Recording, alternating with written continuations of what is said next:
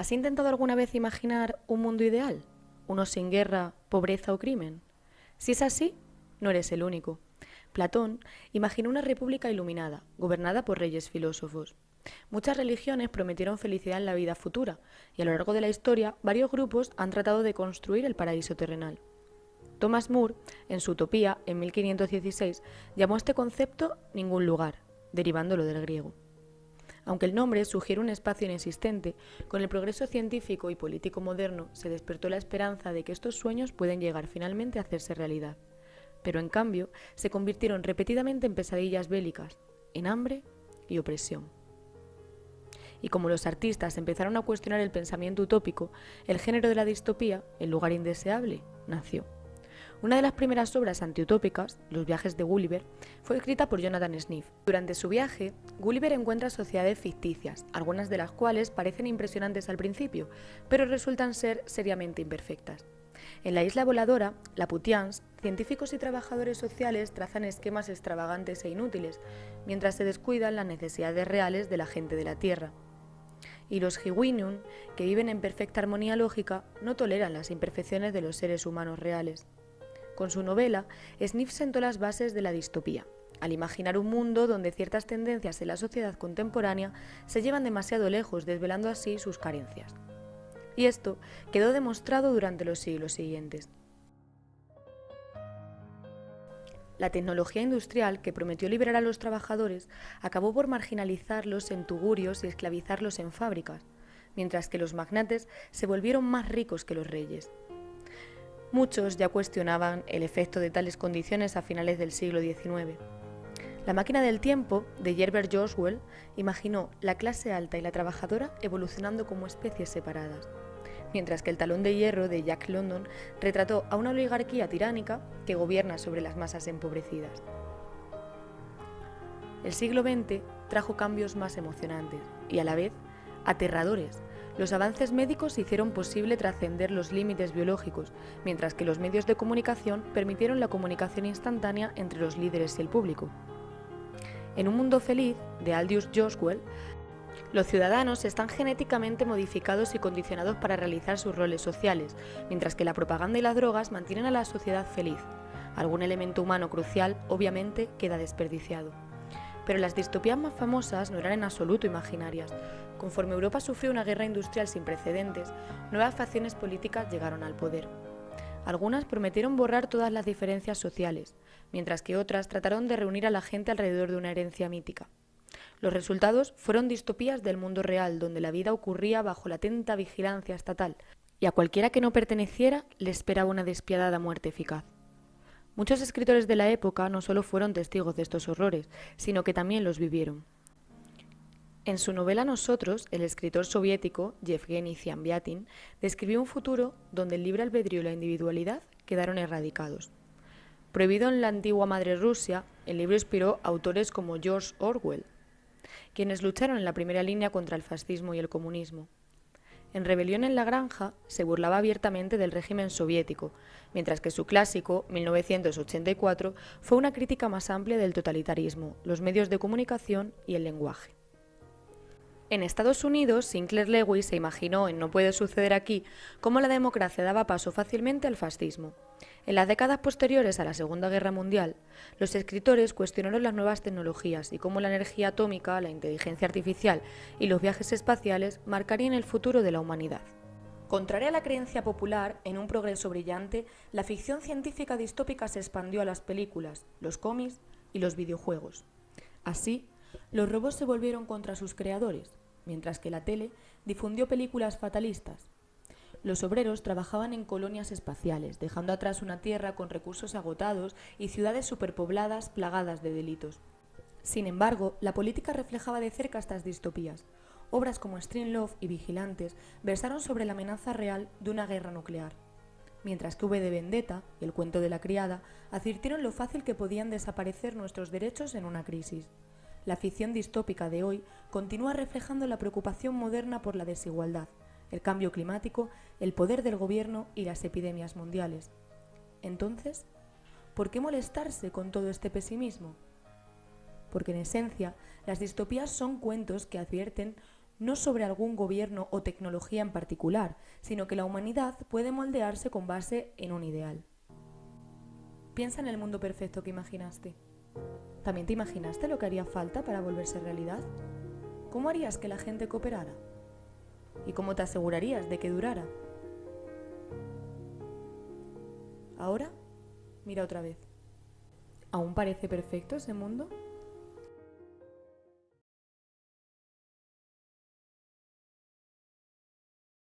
Esta inteligencia artificial se creó para facilitarnos las cosas, al igual que la gran mayoría de inteligencias artificiales que hemos creado. Están en todas partes, en tu teléfono móvil, en el ordenador, en internet, en un supermercado, en los transportes... Y no pasa nada, ¿no? Porque son inofensivas, ¿no? ¿Hay algo que temer? Bueno, no y sí, porque el pasado mes de julio la prensa mundial se hizo eco de lo que había pasado en Florida. Un conductor había muerto mientras dormía, habiendo confiado la conducción de su vehículo Tesla a la inteligencia artificial del vehículo. Una tragedia, la verdad, pero lo que la prensa no explicó es que los pilotos automáticos de los vehículos Tesla son el doble de fiables que los seres humanos. En efecto, el porcentaje de accidentes se reduce a la mitad en aquellos vehículos conducidos por inteligencias artificiales. Por lo que inofensivas no son. Sin embargo, en este caso estamos hablando de una inteligencia artificial muy simple. Fue un simple error de cálculo. De hecho, estamos lejos de conseguir imitar nuestra inteligencia en la inteligencia artificial. Más que nada porque aún no sabemos ni qué es nuestra propia inteligencia. Porque inteligencia no es solo saber conducir un coche. Es saber, por ejemplo, qué es lo que está bien y lo que está mal. Es saber amar y odiar. Es saber que tú existes. Y saber que no eres el único que lo sabe. Pero no nos alejemos del caso de Tesla. Imagínate que tú trabajases por la empresa de Elon Musk, más concretamente como programador de software. Estás tú programando el vehículo, cómo se comportará, y de golpe se te ocurre la siguiente duda. ¿Qué tendría que hacer el coche si de golpe estuviese enfrente de dos personas? ¿Frenar en seco para evitar atropellarlas, pero matando así al conductor por el freno en seco, o simplemente que el coche siguiese adelante, salvando así la vida del conductor, porque no tendría que frenar en seco y así no saldría disparado, pero atropellando a esas dos personas? ¿Qué harías en ese caso? Al coche le dará igual, y si no es programado será una simple elección al azar. Al no tener inteligencia emocional, al no tener ética, no sabrá qué hacer, y escogerá una opción aleatoria. Será una decisión del 50-50%, porque su inteligencia no es comparable a la humana. Pero tú, que programarás el coche, sí que tendrás la elección. ¿Matarás a una persona para salvar la vida de dos? Esta pregunta es una variante de un famoso dilema mental llamado el problema del tranvía, diseñado por el filósofo Philippa Foot. Hay muchas variantes del dilema, y luego hay una diferencia muy relevante. Tú hubieses preferido no tener que hacer esta elección. Nos resulta incómodo tener que responder a esta pregunta, y más aún imaginarnos en esta situación. Sin embargo, a una inteligencia artificial esto le daría igual, y esto es porque tú eres consciente de tu existencia y de la de los demás, algo que las inteligencias artificiales aún no son capaces de hacer. Al menos por el momento. Este no es el único problema que acarrea la inteligencia artificial, porque hay otro, y es que podría convertir en un completo inútil a su mismo creador, a nosotros. En mi último vídeo, por ejemplo, el del precio de nuestra supervivencia, dije que en la Segunda Guerra Mundial habían muerto 80.000 millones de personas, cuando realmente solo murieron 80 millones. Pues bien, yo puedo cometer ese error porque soy humano, me lo podéis permitir. Sin embargo, a una inteligencia artificial no se le podría permitir. Yo tengo excusa porque soy humano y me puedo equivocar, pero una inteligencia artificial no. Dentro de unos años los seres humanos no serviremos para nada. Es más, puede que incluso seamos un estorbo. Y ya sabemos qué opina la inteligencia artificial sobre los estorbos. Aunque a lo mejor no seamos inútiles del todo, el no tener que trabajar para sustentarnos nos permitiría tener mucho más tiempo libre para pensar. Este es Malte Spitz, es miembro del Partido Verde Alemán, y en 2009 Malte le pidió a su compañía telefónica que le mandara todos los datos que tenía sobre él. Y la Deutsche Telekom, que era su compañía, le dijo que no. 2 demandas más tarde le mandaron un CD con un Excel de 30.832 líneas, como Guerra y Paz, pero 3 veces. Este documento interminable comprende desde septiembre de 2009 hasta febrero de 2010. Tiene exactamente 6 meses. Entonces Malte, que no podía leer máquina, Se lo mandó a un semanario que a su vez contactó con una agencia de visualización de datos para hacer algo con esto, ¿no? Entonces ellos cogieron estos datos de Deutsche Telekom y otros datos de Malte que eran públicos, como por ejemplo de su cuenta de Twitter o de su blog. Y con esto hicieron este mapa que estáis viendo ahora, que más que un mapa es como un diario automático y terrorífico de la vida de Malte.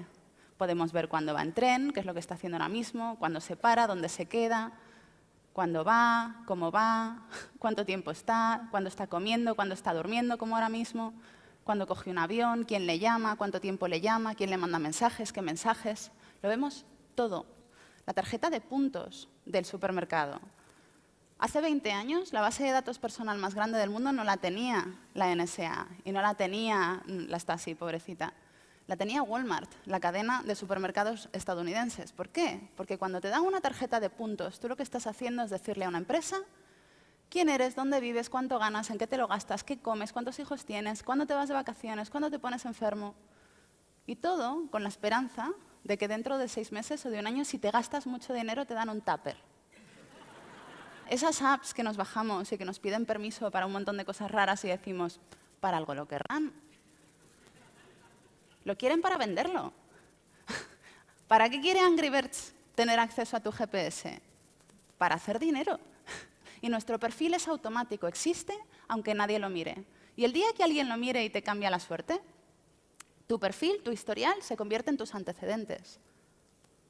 Puedes acabar atascado en el aeropuerto de uno de los 75 países donde ser homosexual es ilegal. Puedes acabar en México DF, donde los Zetas tienen acceso a la información de las telefónicas para ver quién contacta con la policía y cortarles la cabeza. Hay 1000 maneras de estar en el sitio equivocado en el momento equivocado y a veces ni siquiera te tienes que mover. Lo que quiero decir es que nuestro problema no es la NSA. Y no son los gobiernos corruptos, y no son las compañías ambiciosas que quieren vender nuestros datos, y no son las personas malas, y no tiene nada que ver ni con sus intenciones, ni con sus malas intenciones. El problema es que la existencia misma de esa información nos hace vulnerables de maneras que no podemos ni anticipar ahora mismo.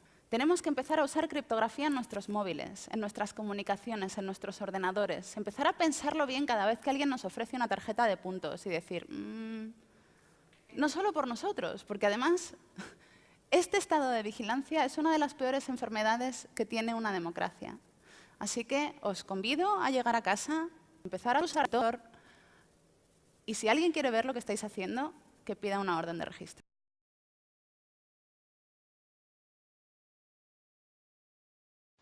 Durante la Guerra Fría, la lucha por el control de la mayor parte del planeta se vio traducida en una carrera armamentística que llevó a ambos bloques incluso a pensar en estrategias basadas en satélite y el espacio exterior. Cuando el bloque socialista cayó, el bloque capitalista se vio con el mundo a sus pies, sin un rival con la suficiente fuerza como para competir con él. En Estados Unidos, el ejército siguió invirtiendo millones en empresas privadas de armamentos y desarrollo tecnológico para mejorar sistemas de defensa y ataque en contextos de guerra. A pesar del aparente dominio del bloque liderado por Estados Unidos, otros países han ido emergiendo como potencias militares que deben ser considerados. Estos son los casos de China y de nuevo Rusia. El resurgimiento de la competencia a Estados Unidos ha vuelto a encaminar a diferentes países en otra carrera armamentística. Paralelamente, el desarrollo de las nuevas tecnologías y el desarrollo del mundo cibernético ha dado lugar a una transformación en las nuevas tácticas e instrumentos de guerra. Cada vez se invierte más en ataques cibernéticos, evitando el enfrentamiento directo. Además, los ataques cibernéticos hacen posible que el país responsable de dicho ataque se mantenga en el anonimato. Aunque no se ha podido demostrar, son muchas las acusaciones que se hacen desde Occidente señalando a Rusia, China e Irán, que dicen que estos países son responsables de tener ejércitos de bots interfiriendo en decisiones políticas de otros países, o simplemente insertando viruses en sistemas de seguridad de los países del mundo occidental. En 2010, por ejemplo, Irán sufrió el mayor ataque cibernético a su país jamás hecho, y todo apunta a que los responsables fueron Israel y Estados Unidos, con el objetivo de frenar el desarrollo nuclear del país árabe. Estados Unidos también preparó un ataque cibernético masivo por sus sospechas de la posible injerencia rusa en las elecciones de su país. El futuro de la guerra, no obstante, no va a ser exclusivamente una sucesión de ataques cibernéticos. Se están desarrollando también armas autónomas o de control remoto para evitar bajas humanas y poder atacar desde la distancia, reduciendo al máximo el sacrificio y aumentando la precisión de estas lo máximo permitido por la tecnología. La ciberguerra es usar la tecnología cibernética para atacar países, gobiernos y ciudadanos, causando daños comparables a los de un enfrentamiento armado. También podría ser empleada por un país en su propio territorio con el objetivo de acabar con disidencia o fingir un ataque de falsa bandera. Hoy en día los ciberataques se producen prácticamente a diario. Estos suelen tener diferentes objetivos: gobiernos, instituciones públicas, organizaciones políticas o sociales, multinacionales, por lo que se puede deducir que el mundo es ahora mismo una especie de campo de ciberbatalla. China, Rusia, Estados Unidos, Francia e Israel parecen ser los países que más están invirtiendo en este nuevo mapa de guerras, tanto para su propia defensa como para preparar futuros ataques. Por una parte, las armas que se utilizan son los conocidos bots. Estos sistemas funcionan de tal manera que invaden los servidores que quieren atacar. Pueden contaminar esos servidores con falsos usuarios o directamente hacer que caigan insertando virus o colapsándolos. Pueden atacar servidores tan importantes como los de un ministerio del Interior o los de una multinacional muy poderosa. Mediante ejércitos de bots, una estructura suficientemente organizada es capaz de manipular resultados electorales, infectar servidores que se traducen en la destrucción de, por ejemplo, máquinas, como el caso de Irán, sacar a la luz información secreta o muy sensible respecto a la opinión pública, o incluso inutilizar sistemas militares, centrales energéticas o sistemas de control de transportes y comunicación de otros países. Un ejemplo conocido es el caso de Cyber Caliphate, ya que se tradujo en muertes reales en el mundo real. El grupo United Cyber Caliphate es un grupo de ciberyihadistas que se ha mostrado partidario del Estado Islámico. Este grupo ha sido responsable de varios ataques a las estructuras de Estados Unidos, incluso amenazando a esposas de militares destinados en Siria. El grupo se hizo conocido por ser una de las facciones cibernéticas más importantes del Estado Islámico. Después de sufrir un ataque por parte de este grupo, Estados Unidos respondió con una serie de ataques cinéticos sobre cadenas de comunicación y ataques a blancos humanos en Siria, causando muchas bajas civiles.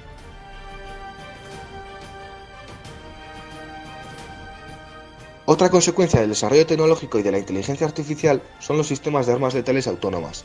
Los LAUs son armas que seleccionan, detectan y atacan objetivos sin intervención humana o con una intervención parcial.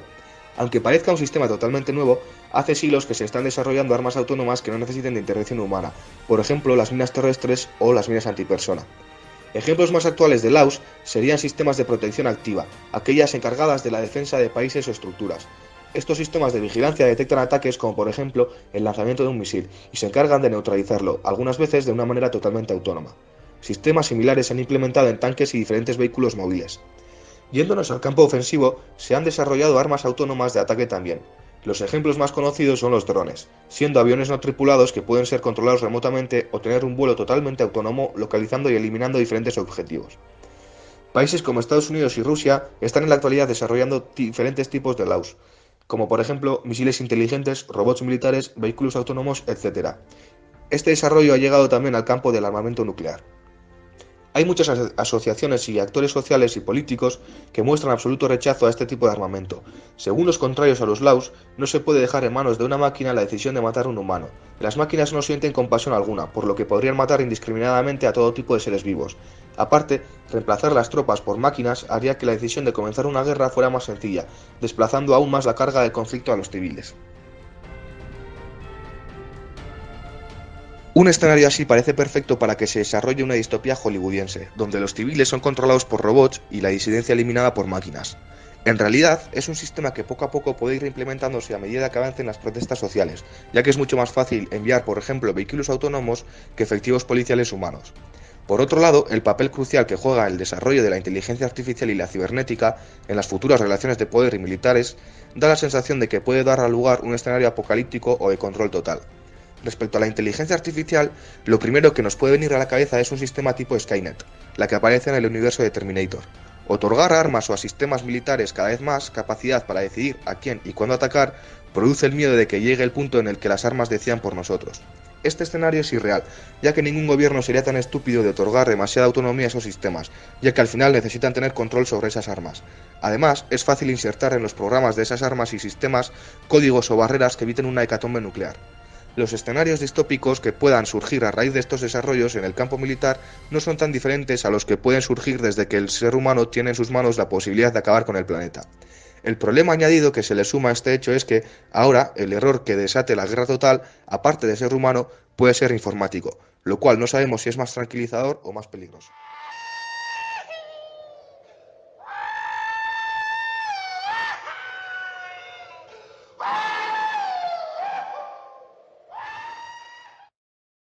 ¿Sabes lo que son las fintechs?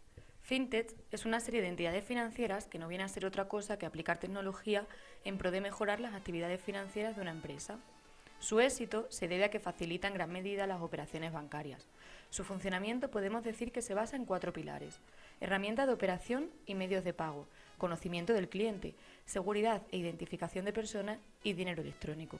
En el capítulo Caída en picado de la serie Black Mirror se propone una sociedad que ha llegado al punto de que todo su dinero se gestiona a través de la red. Pero no solo eso, sino que las acciones que realizas deciden cuál es tu adquisición económica. Es decir, la aprobación te hace rico, mientras que la desaprobación te empobrece. Aunque esto parece alejarse de la realidad, la empresa china Tencent, algo así como el Google chino, puso en práctica un proyecto muy parecido al que nos presenta aquí la serie. En 2014, el gobierno chino, en colaboración con Tencent, propuso un sistema denominado Social Credit System.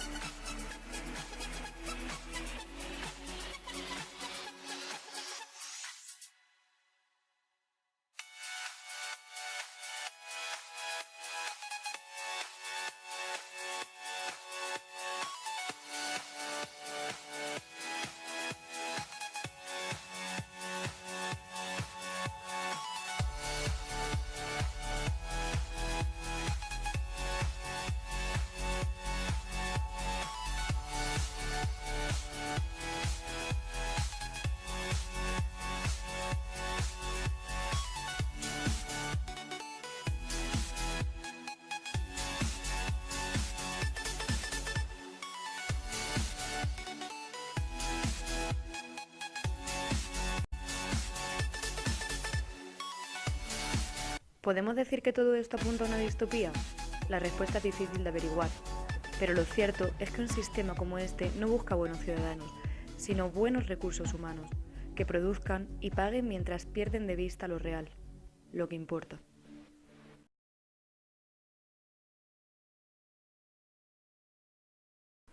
Hacer negocios siempre ha requerido manejar información. Cada vez que se cambia un bien por otro, se genera información.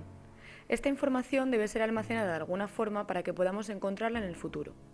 También debemos poder compartirla con otras personas. De estos impulsos, precisamente, nace la tecnología de la información.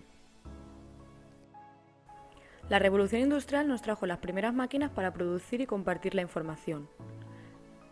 En 1833 se envió el primer mensaje telegráfico a una distancia de 100 metros y en 1854 se inventó el teléfono. 30 años después, el primer aparato de televisión. En 1920 inició la radio comercial y en 1940 se inventa el primer ordenador.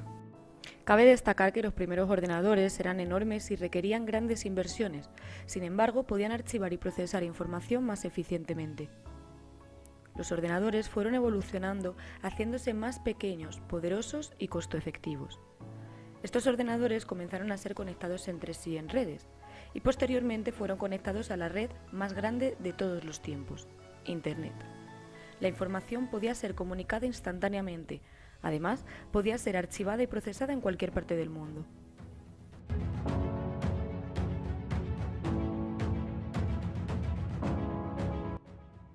En las últimas décadas, los avances tecnológicos han crecido de manera exponencial y han generado distintas posibilidades de comunicación. Hoy, gracias a la portabilidad, la inmediatez y las diferentes plataformas, experimentamos globalmente. Los cambios son vertiginosos y los vivimos de inmediato. Hoy producimos y consumimos todo frente a una pantalla, cualquiera que sea su tipo. Ese es nuestro enorme poder y nuestra gran dependencia.